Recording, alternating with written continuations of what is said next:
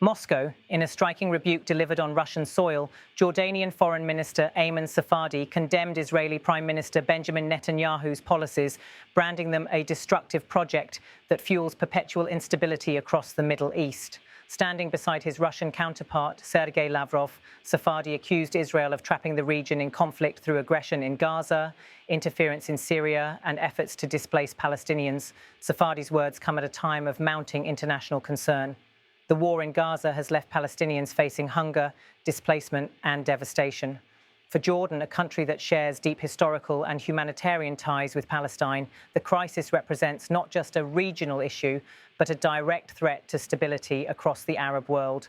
His statement echoed Ayman's long-standing position that peace cannot be achieved without justice for Palestinians. The Jordanian foreign minister went further, accusing Netanyahu of expanding the crisis to Syria. He noted Israeli strikes on Syrian territory and interference in its internal affairs, which he argued only deepen instability. Safadi insisted that Jordan supports Syria's sovereignty, security and unity, rejecting attempts to exploit its ongoing fragility. In his remarks, Safadi also highlighted Jordan's role in regional diplomacy, pointing to the formation of a Jordanian-American-Syrian committee aimed at consolidating a ceasefire in Swaida, a Druze-majority province in southern Syria. He called this agreement a crucial step toward preserving Syria's territorial unity, describing it as a red line that Jordan would not allow to be crossed. By delivering these remarks alongside Russia's foreign minister, Safadi underscored Jordan's attempt to engage with major powers on shaping the region's future. Moscow, long a supporter of Damascus and a critic of Israeli military actions in Syria, provided Safadi with a platform to amplify Ayman's warnings.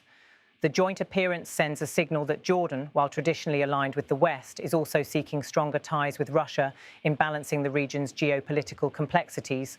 For observers, Safadi's blunt language reflects the urgency of the moment. With Gaza under siege, Syrian sovereignty contested, and wider instability threatening to spill over, Jordan is positioning itself as both a mediator and a voice of warning. His description of Netanyahu's policies as a destructive project highlights Jordan's deep frustration with what it sees as Israel's disregard for peace and humanitarian norms. Yet Safadi's comments also serve a broader purpose. They resonate with Arab public opinion, which is increasingly outraged by the humanitarian toll of the Gaza war. They reaffirm Jordan's stance as a defender of Palestinian rights and as a regional stabilizer. And by speaking from Moscow, Safadi positioned Jordan at the crossroads of Western and Eastern diplomacy, signaling Ayman's readiness to work with all parties to counter the cycle of conflict. As the press conference concluded, Safadi's words reverberated far beyond Moscow. They stand as a reminder of Jordan's delicate but determined role, warning of destructive paths, advocating for sovereignty, and demanding justice for the Palestinian people.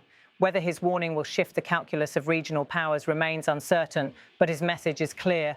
The Middle East cannot afford policies that keep it trapped in endless crises.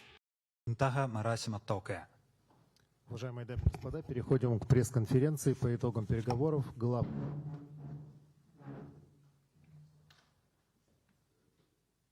The Israeli Prime Minister is pursuing a destructive project aimed at keeping the region trapped in conflict and crises. This project is evident in the ongoing aggression on Gaza, the starvation of Palestinians, and the attempts to displace them, which we absolutely reject. We also witness this in Syria, where we affirm our support for its security, stability, unity, and sovereignty. We see it in the Israeli attacks on Syrian territory and the Israeli interference in Syrian internal affairs, which leads to more crises and more instability.